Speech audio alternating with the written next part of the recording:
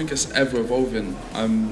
The thing which makes my job why I like it is because I'm always sort of coming across different artists. But I feel like there's always new artists because internet has made it much more easier for you to put your things out there. Whereas before you had to get signed to get anywhere, but now you can just put your own videos out, create a YouTube following, and build off your success off there. I think like I was at a talk the other day, and Imogen Heap was one of these people that has done it like sick, where she's built up her own audience. I don't think she's signed, and then it's not Imogen Heap, it's the other Imogen.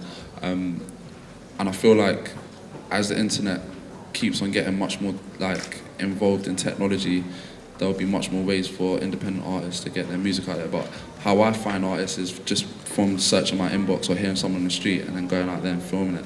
But I feel like it will only evolve. You have like rules and regulations. I remember I wanted to film Birdie, and she was I think 15 when she done that cover on Fern Cotton, and it blew up.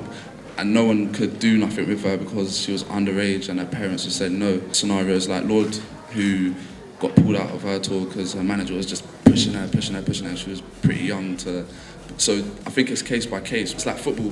There's agents that are going over to Brazil and Mexico and signing these kids at like 11 for like millions of pounds, and they're not realising that they're getting put into a 20-year contract. I don't think the music industry is as intense as that, but I feel like people have got to be careful, yeah.